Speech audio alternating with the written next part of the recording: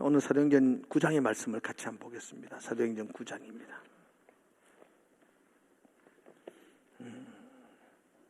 사도행전 9장 1절에서 9절까지 말씀을 한 절씩 읽도록 하겠습니다. 제가 먼저 1절 읽겠습니다. 사울이 주의 제자들에 대하여 여전히 위협과 살기가 등등하여 대제사장에게 갔어 다메섹 여러 회당에 가져갈 공문을 청하니 이는 만일 그 도를 따르는 사람을 만나면 남녀를 막론하고 결박하여 예루살렘으로 잡아오려 함이라. 사울이 길을 가다가 다메섹에 가까이 이르더니 호련히 하늘로부터 빛이 그를 둘러 비추는지라. 땅에 엎드러져 들음에 소리가 있어 이르시되 사울아 사울아 네가 어찌하여 나를 박해하느냐 하시거늘 대답하되 주여 누구시니까? 이르시되 나는 내가 박해하는 예수라. 너는 일어나 시내로 들어가라 네가 행할 것을 네게 이를 자가 있느니라 하시니 같이 가던 사람들은 소리만 듣고 아무도 보지 못하여 말을 못하고 서 있더라. 사울이 땅에서 일어나 눈은 떴으나 아무것도 보지 못하고 사람의 손에 끌려 다메섹으로 들어가서 같이 읽을까요? 사흘 동안 동안 보지 보지 못하고 못하고 먹지도 마시지도 아니하니라. 아니하니라. 아멘. 한 주간 동안 잘 지내셨나요? 요절 한번 외워봅시다. 못 외우시면 보시면 됩니다. 뜰 거니까 그렇게 합시다. 자, 시작. 성령이 빌립더러 이 수레로 가까이 나아가라 하시. 이거 같이 하락하면 나도 헷갈려요. 자, 여러분 같이 한번 다시 해봅시다. 준비 시작. 성령이 빌립더러 이르시되 이 수레로 가까이 나아가라 하시거늘. 사도행전 8장 29절. 외우면 또 잊어보고 막 그렇죠. 그래도 우리 같이 한번 해보자고요. 이번 주 요절은 제가 주보에는 5절을 했거든요. 제가 8장 5절을 했는데 어제 제가 신방을 갔어요. 우리 집사님 집 신방을 가니까 우리 그 집사님이 이 벽에다가 요절을 벌써 10과까지 요절을 다 적어놨어요. 애들하고 다 외우고 있는 거예요. 나는 지금 이번에 7과거든요. 7과를 하는데 10과까지 다 적어놨는데 원래 오늘 공과의 요절은 9장 15절이거든요. 근데 9장 15절을 적어놨더라고. 내가 지금 그래서 9장 5절을 요절로 하면은 그 집사님에게 상당한 혼란이 올 것 같아서 제가 그래서 15절로 요절을 바꿨습니다. 여러분들 15절. 다음 주 요절입니다. 9장 우리 15절인데요. 다 하는 게 아니고 이 사람이부터 합니다. 이 사람은 같이 읽어볼까요? 시작. 이 사람은 내 이름을 이방인과 임금들과 이스라엘 자손에게 전하기 위하여 택한 나의 그릇이라. 아멘. 한 주간 동안 외우시며 합시다. 안 외우는 끝에서 제가 막 속이 막 상하려고 그랬는데 신방 가니까 막 벼락박에 막 다 붙여놨는데 그래도 외우시고 하시는 분들이 있다. 한 명이 외우시더라도 계속 그렇게 하면 좋겠다. 그런 마음을 가집니다. 여러분들도 한번 한 주간 동안 이 말씀을 늘 이렇게 안 외워지더라도 자꾸 읽어보면 그 주에 설교했던 것들이 자꾸 생각납니다. 요절하고 연결되니까 자꾸 생각이 나고 또 말씀을 붙들고 사는 삶이 바로 그런 거 아니겠나라는 생각입니다. 그렇게 한 주간을 살았으면 좋겠습니다. 오늘 설교 제목입니다. 바울의 회심, 나의 회심. 한번 따라해 볼까요? 바울의 회심, 나의 회심. 참 중요한 부분이거든요. 사도행전 9장은 바울이 회심하여 죽게 돌아온 사건을 사도행전 9장에 기록되어졌는데 이 사건은 여기만 기록된 것이 아니고 사도행전에만 해도 3번을 반복해서 기록하고 있어요. 똑같은 사건을 똑같은 사도행전 책의 한 권에서 3번을 반복한 건 없어요. 중요하다는 거겠죠. 사울에게 있어서 그의 인생이 바뀌어버리는 가장 중요한 사건이 이 다메섹에서의 회심이었습니다. 그러나 바울이 회심했다고 해서 사울이 회심했다고 해서 여러분에게 무슨 의미가 있겠습니까? 사울의 회심이 나의 회심이 되어야지 않겠습니까? 그래서 오늘은 바울의 회심과 나의 회심을 이렇게 한번 돌아보며 같이 점검해보는 그런 시간들을 가지려고 합니다. 회심이라는 단어를 제가 구구사전에 찾아보니까 마음을 돌이킴 이렇게 되어져 있더라고요. 마음을 돌이키는 거, 그게 회심이라고요. 신앙적으로 말하면 회개도 같은 의미겠죠. 마음을 돌이켜서 하나님께로 돌아오는 거, 그걸 회심 이렇게 말합니다. 그전에는 내가 죄의 길로 걸어갔는데 마음을 돌이켜서 하나님께로 돌아올 때에 그때 그 상태를 회심 이렇게 표현하고 있습니다. 회심에는 한 3가지 종류의 회심이 있다고 말해요. 첫 번째 회심은 극적인 회심이랍니다. 극적인 회심. 사도 바울처럼 다메섹으로 가는 길에 호련히 강한 빛이신 하나님을 만나죠. 뚜렷한 음성을 듣죠. 그리고 그가 하나님 앞에 무릎을 꿇습니다. 누구도 아무도 부인할 수 없는 하나님과의 만남입니다. 극적인 회심이죠. 그리고 찬송가에 나 같은 죄인 살리신 주 은혜 놀라워라는 찬송, Amazing Grace라는 찬송이 있는데 즐겨 부르죠. 그 찬송을 작사하신 분이 존 뉴턴이라는 분인데요. 그분은 아프리카의 흑인들을 잡아서 유럽에 팔고 있던 노예 상인이었죠. 그런데 그가 풍랑 가운데 죽을 위기를 만납니다. 풍랑으로 찾아오신 하나님을 극적으로 만납니다. 그리고 그의 삶을 완전히 바꾸습니다. 그는 평생 성공의 신부로서, 사제로서 일생을 살아가게 됩니다. 하나님을 만나는 뚜렷한 체험이 있습니다. 이것을 극적인 회심이라고 말합니다. 그러나 모든 그리스도인들이 이렇게 극적으로 하나님 만나고 회심하는 것은 아닙니다. 그래서 두 번째로 회심의 종류는 점진적 회심이 있습니다. 한번 따라 볼까요? 점진적 회심.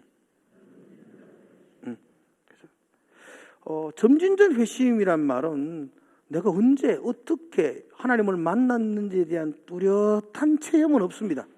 어릴 때부터 교회 나왔습니다. 누가 내보고 묻습니다. 예수 믿나 물으면 예수 믿지. 언제 어떻게 무슨 계기가 있니? 아니 없어. 그냥 믿어. 그냥 엄마 손 따라 잡고 나왔다가 그냥 믿었어. 어떤 뚜렷한 사건, 뚜렷한 계기는 없습니다. 그렇다고 해서 너 예수 안 믿는 건 아니야? 아니요, 그건 안 믿는 건 아닌 건 아닙니다. 그렇죠? 안 믿는 건 아닌 건 아니잖아요. 믿기는 믿죠. 근데 어떤 뚜렷한 계기나 체험은 없을 수 있습니다. 나도 모르는 사이 예수 믿어. 그래 믿어. 이건 점진적 회심이라고 말합니다. 이게 틀린 것 아닙니다. 어떤 사람은 극적인 회심을 하는 분들이 있고 어떤 사람은 점진적인 회심으로 하나님 가운데 살아가는 분들도 있습니다. 그러나 세 번째는 이와는 좀 차원이 다릅니다. 유사회심이 있습니다. 유사품에 속으면 안 됩니다. 그래서 유사회심이라는 말은 가짜라는 것이죠. 짝퉁회심입니다.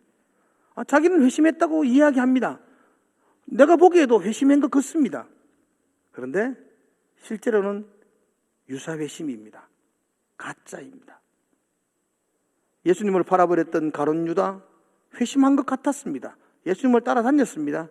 그러나 그는 가짜 회심이었습니다. 디모데전서 1장 20절에 보면 후메네오와 알렉산더라는 사람이 등장하는데 성경은 그렇게 말합니다. 그는 믿음에 파선하였고 사탄에게 내어준 바 되었다. 이렇게 말합니다. 그는 예수 믿는 사람처럼 신앙인처럼 달려갔습니다. 그런데 근본적으로는 믿음에 파선하였고 사탄에게 내어준 바 되는 짝퉁이었습니다. 가짜 회심이었습니다. 어떤 분들은 극적인 회심을 체험하는 분들도 있고 어떤 분들은 그냥 예수를 믿는 점진적인 회심으로 신앙생활을 하는 분들도 있습니다. 방법은 다르지만 틀렸다고 말할 수는 없습니다. 그러나 유사회심은 안 됩니다. 그건 가짜입니다. 그런데 내가 지금 진정한 회심했는 그리스도인인지 아니면 속고 있는 유사회심, 짝퉁인지 가짜인지 우리 이걸 구별할 수 있어야 될 것입니다. 오늘 여기에 대해서 한번 좀 이야기를 나누어 보려고 합니다. 내가 믿는 이 믿음이 진정한 회심인지. 진정한 회심에는 중요한 특징이 있습니다. 폴 워스라는 목사님이 계십니다. 그는 텍사스 대학교에서 변호사가 되기 위해서 공부를 하다가 예수님을 인격적으로 만납니다. 그리고 그런 목사가 되어서 페루에서 10년간 선교사로 사역을 합니다. 지금은 다시 돌아와서 현재 가장 강력한 복음 전도자로, 순회 설교자로 사역하고 있습니다. 그분이 썼는 책 중에 회심이라는 책이 있습니다. 제목이 너무 같아서 제가 그 책을 읽었습니다. 회심. 그분은 책에서 우리에게 이렇게 질문을 던집니다. 내가 진정으로 거듭나 하나님의 자녀가 되었다는 사실을 어떻게 알 수 있는가? 스스로에게 물어보라는 겁니다. 오늘 예배하는 우리 각자에게 스스로에게 물어보십시오. 내가 거듭나 하나님의 자녀가 되었다는 사실을 어떻게 알 수 있는가?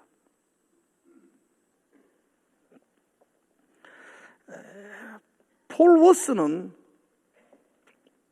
오늘날 기독교가 가장 많은 문제를 일으키고 세상 사람들에게 비난을 받는 이유가 진정한 회심을 잃어버렸기 때문이다라고 말합니다.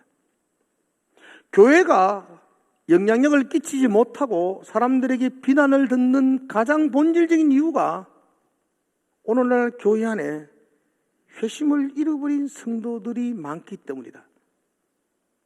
아주 뼈있는 말씀입니다. 함께 예배를 드리는데 그 사람이 진정한 회심을 잃어버린 상태에서 함께 예배드리죠. 그러니까 아무런 사회 속에서 영향력을 볼 수가 없고 도리어 그로 말미암아 비난을 듣게 됩니다. 참된 회심이 뭐냐? 진정한 회심이 뭐냐? 유사 회심은 뭐냐? 가짜는 뭐냐? 나는 정말 참된 회심을 했는가? 나는 거듭나 하나님의 자녀라는 사실을 확인할 수 있는 방법이 내게 있는가? 폴 워스 목사님은 그의 책에서 진정한 회심에는 8가지 특징이 있다고 말했습니다. 제가 다 소개할 수는 없고 간단하게 요약해서 말씀을 드리려고 하는데요. 저는 4가지로 말씀을 드리려고 합니다. 여러분 스스로에게 한번 질문해 보십시오. 난 진정한 회심을 한 사람인가? 진정 하나님의 자녀로 거듭난 사람인가? 믿고 있는가? 진정한 회심에는 4가지 중요한 특징이 있습니다. 그 첫 번째 특징은 진정한 회심은 변화하는 것입니다. 생각이 변화되는 것입니다. 한번 따라합시다. 생각이 변화되는 것입니다. 여러분 잊어버리면 안 됩니다. 생각이 변화되는 것입니다. 나 예수 믿었어.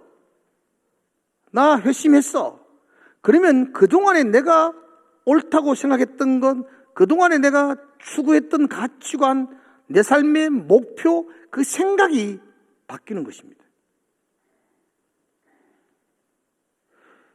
여전히 생각이 바뀌지 아니하고 가치관이 바뀌지 않으면서 입으로 예수 믿는다고 하는 것은 마귀들도 뜹니다. 마귀들도 압니다. 여러분 예수님이 하나님 아는 건 마귀들이 제일 먼저 알았습니다. 그렇지 않습니까? 그러므로 폴 워스는 말합니다. 진정한 회심은 생각이 변화하는 것이다 말합니다. 그전까지는 뭐니 해도 이 땅을 살아가는데 돈이 최고야 라는 생각으로 살아갔던 내가 예수님 만나고 나서 아니야, 하나님과 함께하는 인생이 가장 행복한 인생이야 라는 가치관으로 붙들고 살아가는 것, 생각이 변화되는 것입니다. 그것이 진정한 회심입니다. 오늘 본문 1절에 보면 사울이 주의 제자들에 대하여 위협과 살기가 등등했다라고 1절은 말하고 있습니다. 여러분 오늘 사울과 바울 이야기, 오늘 제목은 바울이라 그러고 본문에는 사울이라 그러고, 그래서 어쩌면 처음 교회 나오신 분 헷갈릴까 그런데 여러분 사울과 바울은 같은 사람입니다. 사울이 변화돼서 바울이 된 건 아닙니다. 사울은 히브리식 이름이 사울이고요, 바울은 헬라식 이름이 바울입니다. 우리나라 사람들이 중에 미국에 이민 간 사람이 한국 이름이 있고 미국 이름이 있는 것처럼, 그죠? 이름이 2개 가지고 있는 것처럼 사울과 바울은 그렇게 뭐 바뀐 게 아니고 원래 히브리식으로 부를 때는 사울, 헬라식으로 부를 때는 바울 이렇게 부릅니다. 사도행전 9장 이후에는 바울 이야기가 많이 나오는 것은 그가 헬라 지역으로 위박인을 향하여 복음을 전하니까 그의 이름을 바울이라고 계속 소개를 하는 것이죠. 히브리인들 만날 때는 그의 이름이 사울 이렇게 이름을 부르기도 합니다. 하여튼 같은 사람이라는 걸 아셔야 됩니다. 사울은 지금 예수 믿는 사람들에 대하여 극도의 분노를 가지고 있습니다. 왜냐하면 사울은 공부를 많이 한 사람입니다. 구약의 율법에 능통한 사람이었습니다. 가말리엘 문화에서 공부한 사람입니다. 구약을 잘 알고 있는 사람입니다. 성경을 잘 알고 있는 사울의 생각으로는 예수가 하나님의 아들이라는 것을 인정할 수가 없습니다. 아니, 하나님에게 어떻게 아들이 있어요? 그죠? 신에게 어떻게 아들이 있냐고요? 그래, 100번 양보해서 신에게도 아들이 있다 생각해도 그 아들이 사람이 돼가지고 이 땅에 와서 우리하고 함께 먹고 마셨다. 이게 잘 용납이 안 되잖아요. 이건 새빨간 거짓말 같잖아요. 나사렛에서 태어난 한 청년이 있는데 그 청년이 하나님의 아들이랍니다. 어떻게 믿을 수가 있습니까? 그 청년이 자라나서 그 청년이 십자가에서 죽음을 당하여, 십자가의 죽음은 우리가 지금 생각할 때 십자가 생각하면 가슴이 뭉클하지만 당시로는 십자가는 저주받은 자의 형벌이었습니다. 가장 파렴치한 자, 가장 저주받은 자가 십자가형을 당하는데 어떻게 하나님이 저주받은 나무에 달려 죽을 수가 있어요? 사울은 인정할 수가 없어요. 그런데 그 예수님이 하나님의 아들 구원자, 그들이 예수님이 부활해가지고 예수님이 다시 살아났다는 거예요. 견딜 수가 없어요. 그건 하나님에 대한 모욕이었어요. 그래서 분노가 가득 차서 스데반을 돌로 쳐 죽였죠. 그리고 지금 다메섹까지 가서 예수 믿는 사람을 잡아서 끌고 오려고 가고 있는 중이에요. 그런데 그가 그 다메섹으로 가는 길에 하나님을 만나죠. 강한 빛이 자기를 둘러 비춥니다. 엄청난 빛이 자기를 둘러 비춥니다. 강력한 빛이 자기를 둘러 비칠 때 사울이 어떻게 반응하나요? 한번 잠깐 볼까요, 여러분? 3절에 보면 강한 빛이 사울을 둘러 비추자 사울이 어떻게 했다 그러죠? 땅에 엎드러졌어요. 자, 여러분 이제 한번 생각해 보십시오. 잘 들으세요. 이제부터 중요한 이야기 하려고 해요. 강력한 빛이 사울에게 강하게 비치자 사울이 땅에 엎드러졌어요. 왜 엎드러졌을까요? 첫 번째, 성령의 강력한 힘이 그의 무릎을 쳐서 꿇어 앉혔다. 1번입니다. 자, 대답하셔야 돼요. 고개 바짝 드시고 주무시지 마시고. 그럼 이 말은 강력한 빛이 그를 고개 들지 못하도록 그 빛이 막 눌러 엎드려서 땅에 엎드러지게 했다. 강력한 성령의 1번.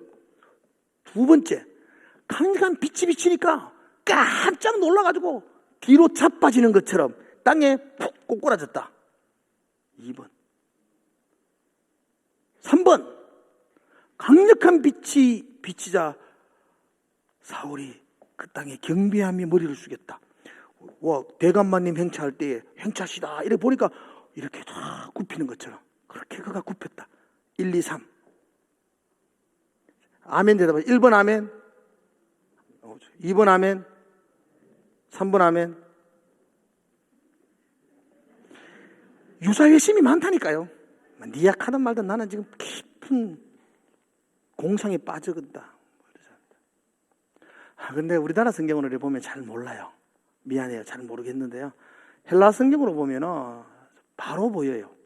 헬라 성경이 어떻게 되냐면 이게 능동태로 되어져 있어요. 어렵죠? 수동태와 능동태가 있는데 수동태는 강제의 힘에 의해서 이렇게 굴복되는 거고 능동태는 자기가 스스로 머리를 숙이는 거예요. 강력한 빛이 임했어요. 사울이 그 빛을 보고 자기가 머리를 숙여요. 자기 스스로가. 왜 그러냐? 여러분, 사울은 구약을 잘 알고 있잖아요. 사울은 성경을 잘 알고 있어요. 구약 성경의 묵시문학 성경 속에는요 자주 이런 장면이 등장합니다. 하나님이 빛으로 임하시고 하나님이 구름 가운데로 임하시고 하나님의 음성으로 임하시고 하나님의 현현 그러는데요. 하나님이 자주 하나님의 사람들에게 나타나세요. 하나님이 나타날 때 그 경외함 앞에서 우리는 그냥 머리를 숙이는 게 당연히 엎드려 경배하는 거예요. 사울은 지금 길을 가다가 강력한 빛이 자기를 둘러요. 그때 그는 확실하게 깨달아요. 하나님이 임재하시구나. 하나님의 그 임재 앞에 그가 머리를 숙여요. 빛으로 임하신 그분이 분명한 하나님입니다. 그렇죠? 커튼 뒤에 있는 분이 분명한 우리 어머니입니다라는 군인들의 이야기 아니고, 이건 부인할 수 없는, 이건 확실한 하나님이 지금 임재하고 있다는 거예요. 그래서 그 하나님의 임재 앞에 그가 이렇게 머리를 숙여요. 경배하는 거죠. 그런데 그 분명한 하나님이 사울에게 뭐라고 말씀하시죠? 성경에 보세요. 분명한 하나님이 사울에게 임했는데 그 하나님이 사울에게 말해요. 뭐라고 말하죠? 사울아, 사울아, 네가 어찌하여 나를 박해하느냐. 이게 놀라고 자빠질 일입니다. 사울은 한 번도 하나님을 박해한 적이 없습니다. 하나님에 대해 열심히 덕심인 사람이었습니다. 하나님을 모욕하는 사람들 돌로 쳐서 죽였습니다. 다메섹까지 달려왔습니다. 다메섹이 200km가 넘어요. 예루살렘에서 200km라고요. 여기서 대전까지 걸어간다고요. 이게 보통 열심이 아니라고요. 하나님을 향하여 생명을 걸며 전 인생을 하나님을 위해서 살았던 사람이 사울이었어요. 지금 하나님이 내게 나타났는데 그 하나님이 나를 보면서 너 참 수고했다. 너 참 멋있다. 야, 사울아 고맙다. 나를 위해 살아줘서 고맙다. 이런 말 할 줄 알았죠. 그렇게 살았으니까. 그런데 하나님이 청천벽력 같은 이야기를 합니다. 너 왜 나를 박해해? 한 번도 박해한 적이 없는데 너 왜 나를 박해해? 깜짝 놀라잖아요. 하나님이 아니면은 괜찮은데 하나님이 분명해요. 빛으로 임재하신 하나님. 근데 그 하나님이 사울을 향하여 너 왜 나를 박해하느냐? 근데 사울이 깜짝 놀라서 그 다음 무슨 말하죠? 누구세요? 이렇게 말한다고. 할 말이 없잖아요. 누구세요? 나는 하나님 같은데 말씀하신 거 들어보니까 하나님 아닌 것 같아요. 분명한 하나님인데 하나님이라면 그런 말씀하면 안 되죠. 내한테 내가 하나님 위해서 어떻게 살았는데 왜 내 보고 박해하느냐 그런 말 하면 안 되죠. 그럼 누구세요? 주여 누구시나이까? 분명히 주님은 주님 같은데 하나님 같은데 이런 말씀하시는 거니까 누구십니까? 라고 묻죠. 그때 뭐라고 이야기하죠? 하나님이 이러시되 같이 읽어요. 시작. 5절 같이 읽어요. 5절 같이 시작. 대답하여 주여 누구시니까? 이러시되 나는 내가 박해하는 예수라. 이 사울의 모든 생각이 바뀌는 겁니다. 이제 사울의 머리는 지진이 일어나는 겁니다. 분명히 하나님입니다. 부인할 수 없습니다. 빛으로 하나님이 나왔습니다. 그런데 그 하나님이 자기를 예수라고 말합니다. 그동안 사울은 예수는 절대로 하나님의 아들이 아니고 예수는 절대로 구원자가 아니고 예수는 절대로 메시아가 아니라고 철석같이 믿었습니다. 그런데 하나님이 나타나서 하나님이 말씀합니다. 내가 예수다. 나는 네가 박해하는 예수다. 모든 게 바뀌는 것입니다. 내가 알고 내가 믿었던 모든 가치관이 바뀌는 것입니다. 이게 회심입니다. 회심은 생각이 변화되는 것입니다. 내가 맞다고 생각했던 것들이 완전히 바뀌는 것입니다. 내가 옳다고 생각했던 것들이 완전히 달라지는 겁니다. 내가 이것이 최고라고 생각했던 것들이 달라지는 것입니다. 예수는 하나님의 아들이 아니다. 메시아가 아니다라고 생각했던 이 사울의 머리가 완전히 달라집니다. 하나님께서 직접 나타나셔서 내가 예수다. 그 말에 사울은 회심하게 되는 것입니다. 여러분, 여러분 그리스도인이십니까? 아멘이세요? 여러분의 생각이 바뀌셨습니까? 가치관이 바뀌셨습니까? 인생의 목표가 바뀌셨습니까? 그게 회심입니다. 여전히 바뀌지 않았다면 회심이라고 말할 수 없습니다. 예수님이 하나님의 아들인 것 아십니까? 믿는다고 말하십니까? 귀신들도 믿고 떠든다 그랬습니다. 그게 회심이 아닙니다. 바뀌는 겁니다. 회심은 생각이 바뀌는 것입니다. 두 번째 회심은 죄를 슬퍼하는 것입니다. 진정한 회심은 죄를 슬퍼합니다. 한번 따라합시다. 죄를 슬퍼하는 것입니다. 기억하셔야 됩니다. 진정한 회심은 생각이 바뀌는 것입니다. 두 번째로 진정한 회심은 죄를 슬퍼하는 것입니다. 죄가 즐겁고 죄 가운데 있는 게 행복하고 죄악과 더불어 사는 것이 너무너무 좋고 그립고 다시 한 번 더 해봤으면 진정한 회심 아닙니다. 어떤 분들은 그러더라고요. 아휴, 옛날에 좋았는데 예수 믿기 전에 좋았다는 거죠. 진정한 회심 아닙니다. 그게 왜 좋았을까요? 진정한 회심은 죄를 슬퍼합니다. 9절의 말씀 보면 사울이 보지 못하고 먹지도 못하고 사흘을 지낸다고 되어 있습니다. 이전에 그가 예수 믿는 사람들을 옥에 가두었습니다. 죽였습니다. 이건 죄라고 생각하지 않았습니다. 이건 하나님을 향한 열심이라고 생각했습니다. 근데 하나님이 나타나셔서 죄라고 지적합니다. 그 충격적인 죄의 고발을 듣고 그가 먹지도 못합니다. 마시지도 못합니다. 자신의 죄를 슬퍼하고 있는 것입니다. 여러분, 회개는 죄가 죄로 깨달아지는 것이고 죄가 죄로 깨달아지면 슬픔이 옵니다. 주체할 수 없는 슬픔이 옵니다. 다윗은 우리의 아내를 취합니다. 죄로 생각하지 않았습니다. 선지자 나단이 그를 향하여 죄를 지적합니다. 그때 그가 침상이 뜨도록 통곡하며 울었다고 말합니다.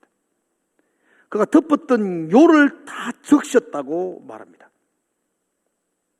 죄를 인정하고 죄를 슬퍼하는 겁니다. 회심하셨습니까? 눈물로 침대를 띄워보셨나요?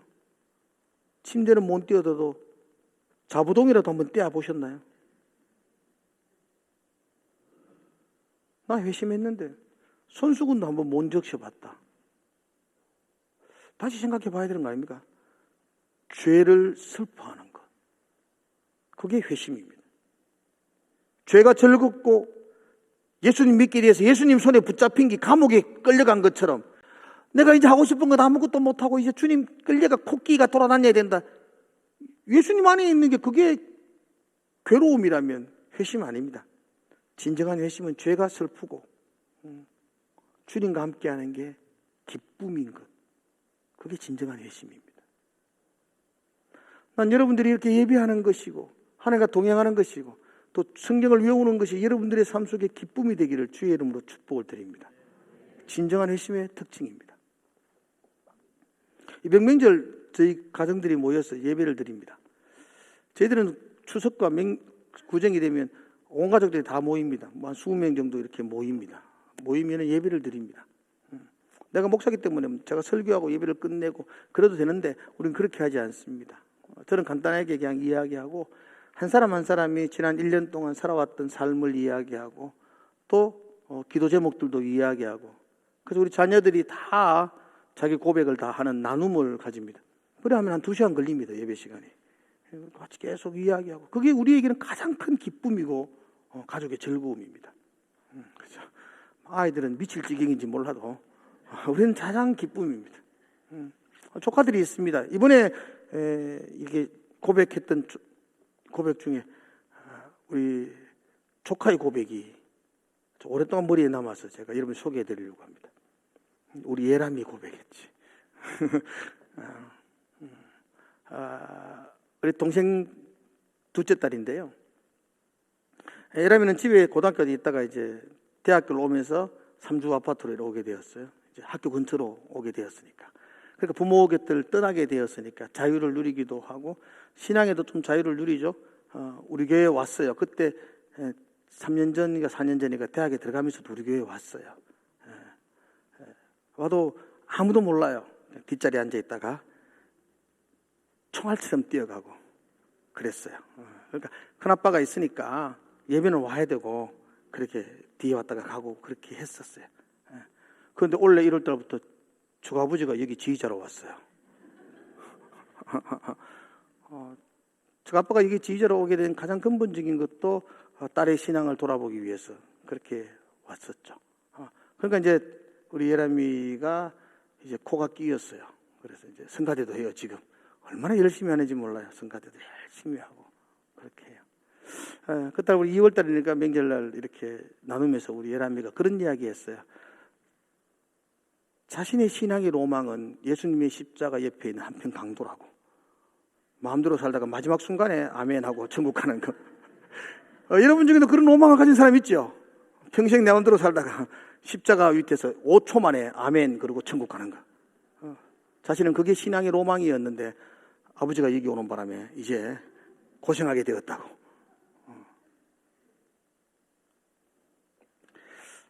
여러분 신앙생활 하는데 가장 천국 가면 가장 불쌍한 사람이 그 강도가 아니겠어요? 일생 한 번도 하나님 안에서의 기쁨, 주님과 동행하는 즐거움, 하나님을 찬송하는 감격들을 누리지 못하고 천국 온 사람 아니겠어요? 우리가 더 행복한 사람 아니나요? 일찍 주님을 만나서 주님과 함께하고 동행하는 것이 얼마나 행복한지, 주님을 찬송하고 예배하는 것이 얼마나 감격적인 것인지, 우린 그걸 깨닫고 그걸 맛보고 살아가는 것이 우리 행복 아니겠어요? 회심은 죄가 슬픈 것이고 하나님과 함께하는 것이 기쁜 것입니다. 할렐루야. 이게 진정한 회심입니다. 나 회심했습니다 라고 말하면도 여전히 죄가 그립고 죄가 사모되어지고 즐거워지고 예배하는 자리보다 그곳에 있는 자리가 더 기다려지고 유사회심입니다. 세상에서의 첫날보다 주의 전에서 하루가 더 행복하고 기쁜 것. 그게 회심의 증거입니다. 자, 세 번째로 진정한 회심은 죄에서 돌이키는 것입니다. 회개라고 볼 수가 있겠죠. 회개는 가던 길을 멈추고 돌아서는 겁니다. 하나님께로 다시 돌아오는 것, 그걸 회심이라고 말합니다. 이러면 안 되지. 후회, 우리 그렇게 할 수 있습니다. 아쉬움, 반성, 그렇게 할 수 있습니다. 그러나 그런 후회와 아쉬움과 반성을 회심이라고 말하지 않습니다. 회심은 돌아오는 것입니다. 돌아오는 것. 오늘 19절과 20절을 한번 볼까요? 제가 읽지는 않았지만 19절, 20절. 제가 먼저 19절 읽을 테니까 여러분이 20절을 한번 읽어보십시오.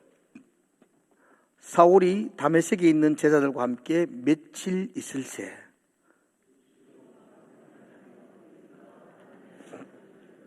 아멘. 이게 중요한 단어입니다. 적시로. 그죠? 그가 다메섹에서 제자들과 함께 말씀을 나누고 난 다음에 그가 적시로 각 회당을 다니며 유대인들이 있는 회당을 다니며 예수가 하나님의 아들임을 전파하니 적시로 적극적으로 곧바로 이런 뜻이죠. 그가 돌이켜서 하나님께로 왔다는 것입니다. 자신의 삶에 후회하고 반성하는 자리에 그냥 머물러 있는 것이 아니고 돌이키고 왔어요. 그걸 회개, 그걸 진정한 회심 이렇게 말합니다. 누가복음 15장에 보면 탕자가 있습니다. 아버지 돈을 유산으로 받습니다. 그리고 먼 나라로 갑니다. 허랑방탕하게 지냅니다. 그는 다 잃어버리고 돼지 우리에서 생활합니다. 돼지가 먹는 쥐염 열매로도 그 배를 채우지 못합니다. 그가 후회하기 시작합니다. 내 아버지 집에는 양식이 풍족한 품꾼이 얼마나 많은고 나는 여기서 줄여 죽는구나. 그러나 여기서 후회하고 마음 아파하는 것, 이게 회심이 아닙니다. 탕자의 진정한 회심은 스스로 돌이켜 아버지에게로 돌아가는 것이었습니다. 진정한 회심은 죄에서 돌이키는 것입니다. 그 길에서 돌아서는 것입니다. 후회나 반성, 거기서 머무는 것이 아니고 아버지에게로 돌아올 때 그게 회심이라고 말합니다. 자, 세 가지 기억하십시오. 진정한 회심은 뭐라 그랬죠? 처음에 생각이 변하는 것입니다. 두 번째는요, 죄를 깨닫는 것입니다. 세 번째는요, 죄에서 돌이키는 것입니다. 마지막 네 번째로 진정한 회심은 하나님께 굴복하는 것입니다. 따라해 봅시다. 하나님께 굴복하는 것입니다. 사도행전 9장에서 바울은 진정한 회심을 합니다. 그리고 그의 삶은 철저하게 하나님께 복종하는 삶을 살았습니다. 진정한 회심은 하나님께 굴복하는 것입니다. 내 뜻대로 마옵시고 아버지 뜻대로 되기를 원합니다. 나는 원하지 않지만 주님이 원하면 내가 순종하겠습니다. 그 진정한 회심입니다. 회심을 했다 그렇게 생각하고 했다고 말하면서도 하나님이 내 마음속에서 말씀하시는 성령의 음성을 매일 거부하고 살아가면 진정한 회심이라고 볼 수 없습니다. 아무런 힘을 발휘할 수 없습니다. 진정한 회심은 하나님께 굴복하는 것입니다. 20세기에 가장 강력한 부흥운동이 일어났던 곳이 웨일즈입니다. 웨일즈. 그래서 우리는 그걸 웨일즈의 부흥운동이라고 그래요. 1904년도에 웨일즈의 부흥운동이 일어났고 그 부흥운동이 단추가 되어서 1906년도에는 아주사의 부흥운동이 일어났고 그리고 1907년도에 평양 대부흥운동이 일어났어요. 전 세계의 부흥운동이 그 웨일즈에서도 시작되어져 가지고 전 세계를 덮었던 때가 있었어요. 그게 100년 전. 웨일즈의 부흥운동을 주도하며 일으켰던 사람이 이반 로버츠입니다. 이반 로버츠인데, 이반 로버츠는 12살 때부터요, 가난한 집안에 태어났기 때문에 그런 광산에서 탄을 캐는 삶을 살았어요. 12살 어린아이가 탄을 캐고 살았어요. 그러다 그가 13살 때부터 그가 하나님께 기도하기 시작합니다. 그의 기도 제목은 하나님, 이 땅, 이 웨일즈에 다시 한 번 더 부흥을 부어 주시옵소서. 그게 로반 리버츠의 기도였습니다. 웨일즈는 100년 전 조지 필드에 의해서 놀라운 부흥을 일으켰던 도시였습니다. 그죠? 술집이 다 문을 닫았던 도시였어요. 그 100년이 지나면서 점점점 식어질 때에 이반 로버츠가 하나님, 다시 한 번 더 이 땅에 부흥을 주십시오 라고 기도하기 시작했고, 그가 기도를 시작한 지 12년, 25살 되던 해에 그가 강력한 성령의 임재를 받고 그가 새로운 기도 제목을 놓고 하나님께 기도하기 시작합니다. 그가 그 이후 평생을 기도했던 새로운 기도 제목이 하나님, 나를 굴복시켜 주시옵소서. 하나님, 내가 하나님께 굴복되기를 원합니다. 그렇게 기도했던 이반 로번즈를 통해서 웨일즈에 놀라운 부흥이 일어나고 그 부흥이 전 세계로 퍼져났습니다. 진정한 회심은 하나님께 굴복하는 것입니다. 내 생각대로 마옵시고 아버지 뜻대로 되기를 원합니다. 그렇게 고백하는 것, 그렇게 기도하는 것, 이게 회심입니다. 이렇게 진정한 회심을 통한 굴복이 일어날 때에 우리의 삶 가운데는 자연스럽게 열매가 맺어집니다. 하나님께 굴복할 때에 열매가 드러납니다. 사울이 하나님께 굴복하자, 그를 통해서 수많은 복음적인 열매가 드러나기 시작했습니다. 하나님께 굴복하는 자를 통해서 하나님은 멋진 열매들을 거두어 나가십니다. 그래서 세례자 요한이 요단강에서 세례받아 온 사람들을 향하여 첫 번째 외쳤던 것이 회개에 합당한 열매를 맺어라. 회심이죠. 회개가. 회심을 하려면 합당한 열매가 있어야 된다. 좋은 열매를 맺는 사람이 되자라는 뜻이 아닙니다. 진정한 회심을 하고 하나님께 굴복을 하며 자연스럽게 열매가 맺어진다는 것입니다. 그래서 그 열매를 보면 이 사람의 회심이 진짜인지 유사품인지가 구별된다는 것입니다. 그럼 하나님께 굴복하는 사람에게는 열매가 드러나게 됩니다. 사랑하는 성도 여러분, 오늘날 그리스도교, 오늘날 교회가 시장 속에서 영향력을 잃어버리는 가장 큰 이유는 우리에게 진정한 회심을 잃어버렸기 때문이라고 폴 워스가 이야기합니다. 우리에게 다시 한 번 더 질문하라고 말합니다. 내가 거듭나 하나님의 자녀가 되었다는 사실을 어떻게 알 수 있는가? 스스로에게 끊임없이 질문해 보아야 합니다. 진정한 회심은 생각이 변화되는 것입니다. 진정한 회심은 죄를 슬퍼하는 것입니다. 진정한 회심은 죄에서 돌이키는 것입니다. 진정한 회심은 하나님께 굴복하는 것입니다. 한 주간 동안 이 말씀이 여러분들에게 좀 도전이 되고 아픔이 되었으면 좋겠습니다. 생각을 좀 했으면 좋겠습니다.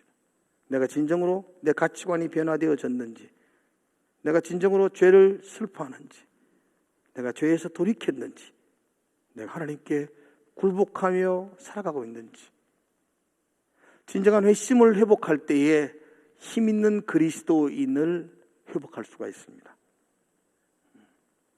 한 주간 여러분들이 말씀을 붙들고 기도하시는 그런 시간 되시기를 주의 이름으로 축복을 드립니다.